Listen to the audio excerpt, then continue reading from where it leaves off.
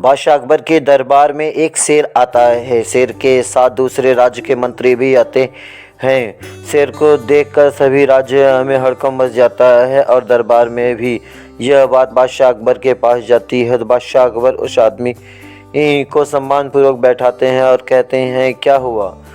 तो दूसरा मंत्री जो दूसरे राज्य से आया रहता है वह कहता है, महाराज, हमारे महाराज ने आपको एक पहेली सुलझाने के लिए कहा है। उन्होंने सुना है कि आपके राज्य में बहुत जितने लोग हैं सब होशियार हैं, तेज तर्राक हैं और बुद्धिमान हैं। इसकी जांच करने के लिए हमारे राजा ने कहा है। तो उन्होंने कहा, ठीक है।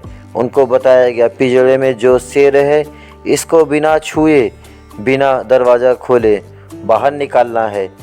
इसको देखने के लिए सभी मंत्रीगण गए और वह बारी बारी से गए, लेकिन वह कार्य में असफल रहे। इस पर अकबर बहुत सोच विचार करने लगे। उनके मन में आया कि अकबर, आज बीरबल को मैंने छुट्टी भी दे दी, इसकी समस्या कैसे सुलझाई जाएगी।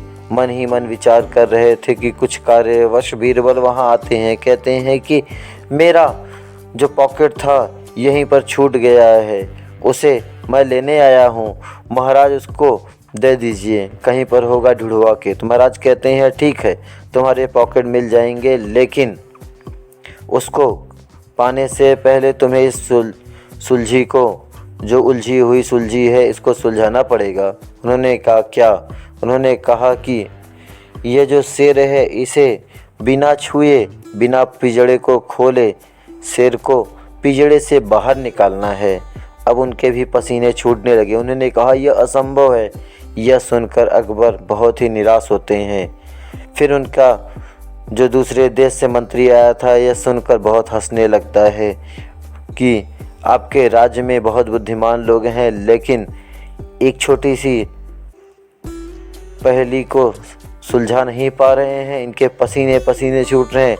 इतना सुनते ही बीरबल के मन में एक विचार आता है। अचानक से उनकी बुद्धि खुल जाती है। वह कहते हैं, सैनिकों, मसाल लेकर आओ। जलती हुई मसाल को पिंजड़े के चारों ओर लेकर खड़े हो जाओ। खड़े होने के बाद धीरे धीरे वह शेर पिघल के पिंजड़े से बाहर आ जाता है। यह देखकर सब आश्चर्यचकित होते हैं। तब बीरबल से पूछते हैं, बीरबल, तुमने ऐसा क्यों कैसे किया? तो वह कहते हैं, यह मोम का बना हुआ शेर है, इसको अगर आग से तपाया जाए तो ऑटोमेटिक वह पिघल के बाहर आ जाएगा। जैसा कि मंत्री ने कहा था कि बिना पिंजड़े को छुए और दरवाजे को खोले बिना शेर को बाहर निकालना है, वैसा मैंने किया। यह सुनकर दूसरे राज्य से आए हुए मंत्री बहुत प्रसन्न होते हैं और बीरबल की तारीफ करते हैं। अकबर ने बीरबल के बटुए जो इसमें पैसे थे उसको भी दिए और बहुत सारा इनाम दिया और कहा कि तुम मेरे शान हो। इसीलिए अकबर और बीरबल की कहानियाँ कही जाती है।